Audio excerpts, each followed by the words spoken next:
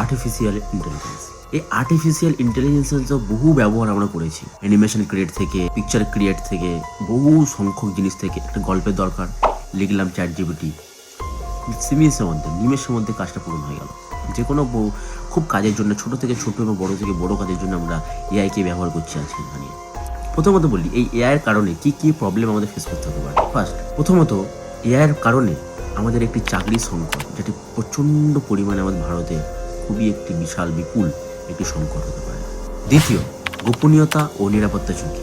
AI চালিত নজরদারি, data চুরি, ফেক নিউজ ও ডিফেক্ট প্রযুক্তি সমাজে বিভ্রান্তি ছড়াতে পারে। 3 নম্বর, সিদ্ধান্ত গ্রহণে পক্ষপাতিত্ব।